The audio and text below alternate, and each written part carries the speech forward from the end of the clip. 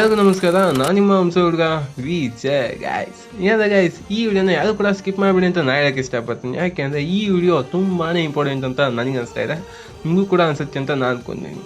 ಏನಾದ ಗೈಸ್, ಇವತ್ತು ಬಂದುಬಿಟ್ಟು 110 KVಯ ಬ್ರಿಡ್ಜ್ನೇ ಕ್ಲೋಸ್ ಮಾಡಿಬಿಟ್ಟು ರೈತರು ಪ್ರತಿಭಟನೆಗೆ ಇಳಿಬಿಟ್ಟಿದ್ರು. ರೀಸನ್ ಏನಂತ ನಿಮ್ಗೆ ಗೊತ್ತಾಗಬೇಕಾ? ಬನ್ನಿ ಗೈಸ್, ನಾನು ಹೇಳ್ತೀನಿ. ಏನಾದ ಗೈಸ್, ಬೇಸಿಗೆಗಾಲ ಆಗಿತ್ತು, ಬಿಸಿಲು ಜಾಸ್ತಿ, ನೀರಿನ ಅವಶ್ಯಕತೆ ತುಂಬ ಇರುತ್ತೆ ರೈತರಿಗಂತೂ. ಇದೆಲ್ಲರೂ ಕೂಡ ಗೊತ್ತು, ನಾ ಹೇಳೋ ಅವಶ್ಯಕತೆ ಇರಲ್ಲ. ಆದರೂ ಕೂಡ ನಾನು ಹೇಳೋಕ್ಕೆ ಇಷ್ಟಪಡ್ತೀನಿ. ಯಾಕೆಂದರೆ ರೈತರಿಗೆ ಸರಿಯಾದಂಥ ಸಮಯದಲ್ಲಿ ಕರೆಂಟ್ ಕೊಡ್ತಿಲ್ಲ ಸರಿಯಾದ ರೀತಿಯಲ್ಲಿ.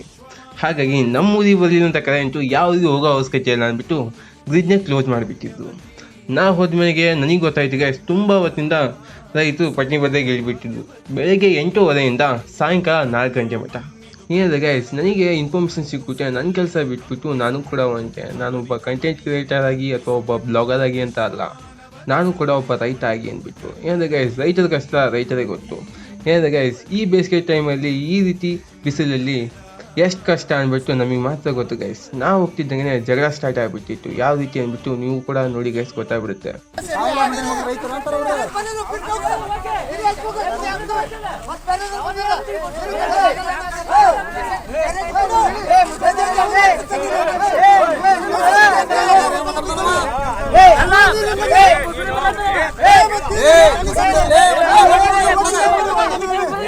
ಇದೇ ರೀತಿಯ ತುಂಬ ಜಗಳಗಳಾಗುವುದು ಗೈಸ್.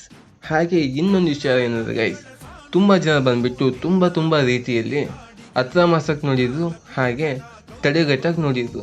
ಆದರೆ ಯಾವುದೊಬ್ಬ ಅಧಿಕಾರಿ ಕೂಡ ಬಂದುಬಿಟ್ಟು ಇನ್ಮೇಲೆ ಈ ರೀತಿ ಯಾವುದೇ ಥರ ಸಮಸ್ಯೆ ಬರಲ್ಲಪ್ಪ, ನಾನು ನೋಡ್ಕೊತೀನಿ ಅಂತ ಯಾರು ಕೂಡ ಅನ್ನ ಕಡಿತಿದ್ದಿಲ್ಲ. ಯಾಕೆಂದರೆ ಇದು 1ನೇ ಸಾರಿ ಅಥವಾ 2ನೇ ಸಾರಿ ಅಲ್ಲ, ಇದೇ ರೀತಿ ತುಂಬ ಸರಿಯಾಗಿದೆ. ಹಾಗಾಗಿ ಯಾರೊಬ್ಬ ಕೂಡ ಅಧಿಕಾರಿ ಬಂದು ನಾನು ನೋಡ್ಕೊತೀನಿ ಅಂದರೂ ಕೂಡ ರೈತರ ಮುಂದೆ ನಂಬಿಕೆ ಕಳ್ಕೊಂಡ್ಬಿಟ್ಟಿತ್ತು.